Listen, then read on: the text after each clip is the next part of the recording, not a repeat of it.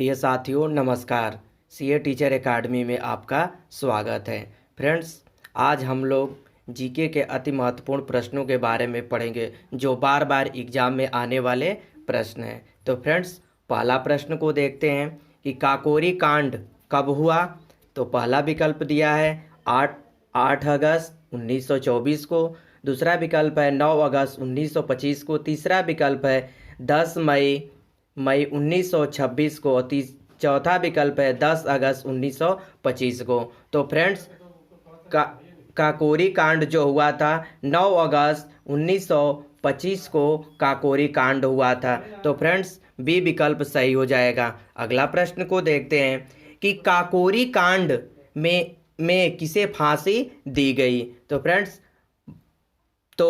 राजेंद्र लोहड़ी को फांसी दी गई थी। डी विकल्प सही हो जाएगा। तो फ्रेंड्स, अगला प्रश्न को देखते हैं कि अगला प्रश्न है कि स्वराज दल की स्थापना किसने किया था। तो पहला विकल्प है चित्तरंजन दास ने। दूसरा विकल्प है जवाहरलाल नेहरू ने। तीसरा विकल्प है मदन मोहन मालवीय ने। चौथा विकल्प है सुभाष चंद्र बोस ने। तो स्वराज दल की स्थापना चित्तरंजन दास के द्वारा किया गया था। तो पहला विकल्प सही हो जाएगा। तो फ्रेंड्स, अगला प्रश्न को देखते हैं कि साइमन कमीशन में कितने सदस्य थे। तो फ्रेंड्स, पहला विकल्प है 5 सदस्य। दूसरा विकल्प है 7। तीसरा विकल्प है 10 और चौथा विकल्प है 15। तो फ्रेंड्स, साइमन कमीशन में सदस्यों की संख्या 7 थी। बी विकल्प सही हो जाएगा। तो फ्रेंड्स, अगला प्रश्न को देखते हैं कि बारदोली सत्याग्रह कब चलाया गया। पहला विकल्प है 1926 में।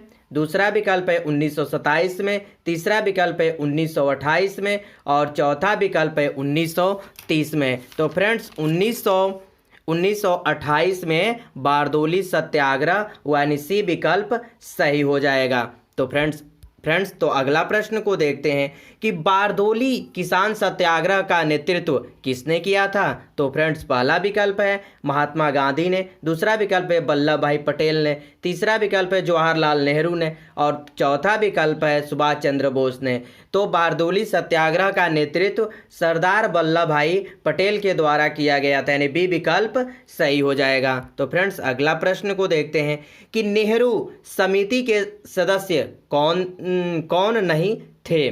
तो फ्रेंड्स, पहला विकल्प है सुभाष चंद्र बोस। दूसरा विकल्प है तेज बहादुर सिंह। चौथा विकल्प है जवाहरलाल नेहरू और चौथा विकल्प है शोएब कुरैशी। तो फ्रेंड्स, सी विकल्प सही हो जाएगा। जवाहरलाल नेहरू जो थे नेहरू समिति के सदस्य नहीं थे।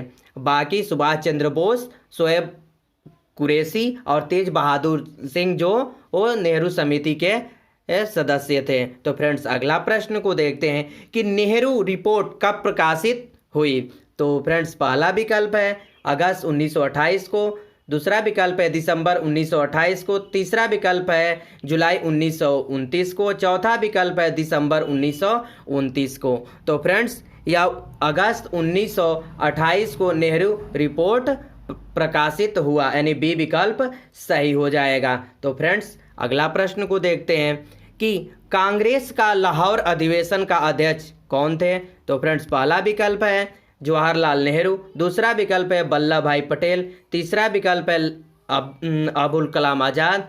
चौथा विकल्प है लाला लाजपत राय। तो कांग्रेस का लाहौर अधिवेशन का अध्यक्ष जो थे पंडित जवाहरलाल नेहरू थे। तो पहला विकल्प सही हो जाएगा। तो फ्रेंड्स, अगला प्रश्न को देखते हैं कि 14 सूत्री योजना किसने पेश किया था। तो फ्रेंड्स, पहला विकल्प है कि मोतीलाल नेहरू। दूसरा विकल्प है महात्मा गांधी। तीसरा विकल्प है तेज बहादुर सप्रे और चौथा विकल्प है मोहम्मद अली जिन्ना। तो 14 सूत्री योजना जो पेश किया था मोहम्मद अली जिन्ना के द्वारा पेश किया गया था। तो फ्रेंड्स, डी विकल्प सही हो जाएगा। तो फ्रेंड्स, अगला प्रश्न को देखते हैं कि भारत के पूर्वी तट पर सर्वश्रेष्ठ प्राकृतिक बंदरगाह है, यानी कौन सा प्राकृतिक बंदरगाह है। तो पहला विकल्प है कि कोलकाता। दूसरा विकल्प है चेन्नई। तीसरा विकल्प है तूतुकुड़ीन और चौथा विकल्प है विशाखापट्टनम।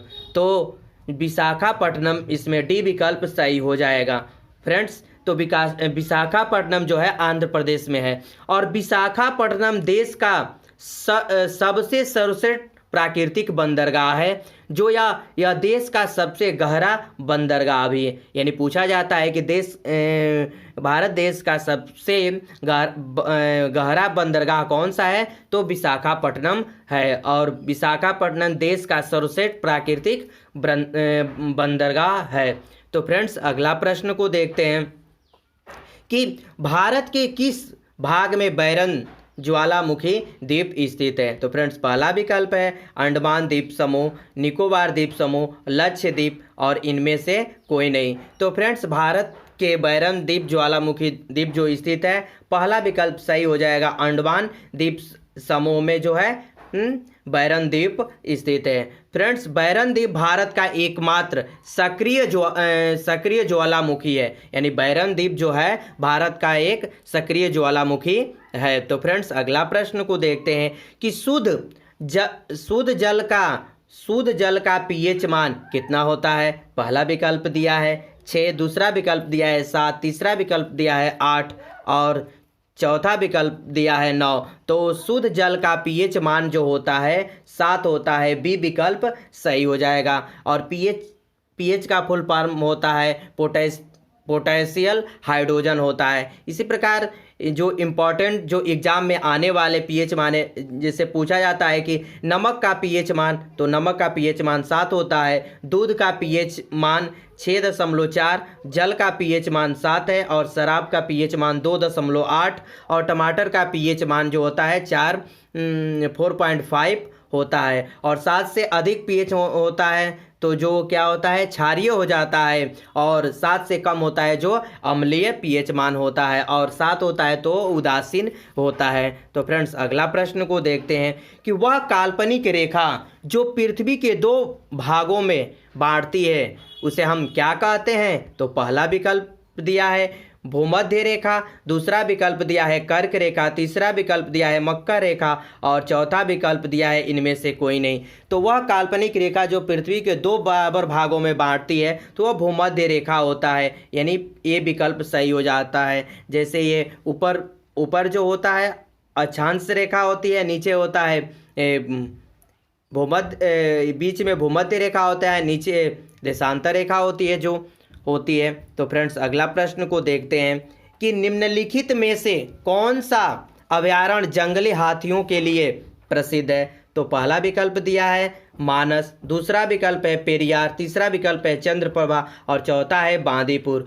तो जंगली हाथियों के लिए प्रसिद्ध जो होता है पेरियार जो होता है वो अभयारण्य है जो केरल राज्य में जो है पेरियार नेशनल अभयारण्य है जो हाथियों के लिए प्रसिद्ध होता है। मानस जो है असम में है और चंद्रप्रभा उत्तर प्रदेश में है। बांदीपुर जो है कर्नाटक में स्थित है। और प्रश्न पूछता है कि गधों के लिए कौन सा अभयारण्य प्रसिद्ध है। तो गधों के लिए गुजरात का अभयारण्य प्रसिद्ध है जो कच्छ की खाड़ी में स्थित है। तो फ्रेंड्स आगे प्रश्न को देखते हैं कि निम्नलिखित में से कौन से ग्रह सर्वाधिक प्राकृतिक उपग्रह है। यानी किस ग्रह के सबसे ज़्यादा उपग्रह हैं। तो फ्रेंड्स पहला विकल्प दिया है बृहस्पति, दूसरा विकल्प दिया है मंगल, तीसरा विकल्प दिया है शनि और चौथा विकल्प दिया है शुक्र। तो फ्रेंड्स बृहस्पति के सबसे ज़्यादा उपग्रह है। जो ग्रहों के चारों ओर चक्कर लगाते हैं उसे हम उपग्रह कहते हैं,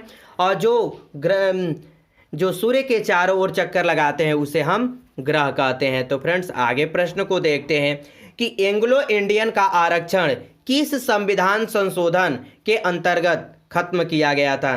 तो पहला विकल्प दिया है 104 संविधान संशोधन द्वारा, दूसरा विकल्प दिया है 100वां संविधान संशोधन द्वारा, सी विकल्प है 102 संविधान संशोधन द्वारा, डी विकल्प है 103 संविधान संशोधन द्वारा। तो फ्रेंड्स पहला विकल्प सही हो जाएगा। 104 संविधान संशोधन के अंतर्गत एंग्लो इंडियन का आरक्षण समाप्त कर दिया गया है। जो एंग्लो इंडियन जो होते हैं ये विदेशी लोग कला पुरुषों और भारतीय मूल के महिला उससे शादी होने उनके बच्चे को हम एंग्लो इंडियन कहा जाता है। तो फ्रेंड्स आगे प्रश्न को देखते हैं कि दोनों सदनों को संयुक्त अधिवेशन बुलाने का अधिकार किसके पास होता है? तो पहला विकल्प दिया है प्रधानमंत्री, दूसरा विकल्प दिया है लोकसभा अध्यक्ष, तीसरा विकल्प दिया है राष्ट्रपति और चौथा विकल्प है इनमें से कोई नहीं। तो दोनों सदनों का संयुक्त अधिवेशन बुलाने का अधिकार जो है राष्ट्रपति के पास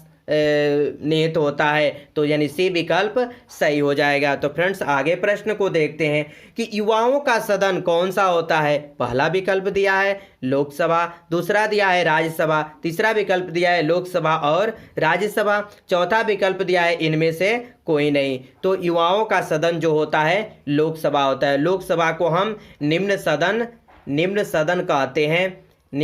कहते हैं और राज्यसभा को उच्च सदन कहते हैं वो राज्यसभा को। और लोकसभा, भारत में लोकसभा सीटों की संख्या जो होती है 545 इस समय वर्तमान में है और राज्यसभा सीटों की संख्या 245 है वर्तमान में, अधिकतम 250 होती है। तो फ्रेंड्स आगे प्रश्न को देखते हैं कि पार्लियामेंट शब्द किस भाषा से लिया गया? तो पहला विकल्प है कि फ्रेंच भाषा से, दूसरा विकल्प है अरबी से और तीसरा विकल्प है फारसी से, चौथा विकल्प है तेलुगु से। तो पार्लियामेंट शब्द जो है फ्रेंच भाषा से लिया गया, पहला विकल्प सही हो जाएगा। तो फ्रेंड्स आगे प्रश्न को देखते हैं कि कोई भी विदेशी प्रतिनिधि आए तो संसद भवन में कहाँ पर भाषण देते हैं? तो पहला विकल्प है लोकसभा में, दूसरा विकल्प है राज्यसभा में, तीसरा विकल्प है सेंट्रल हॉल में और चौथा विकल्प है इनमें से सभी।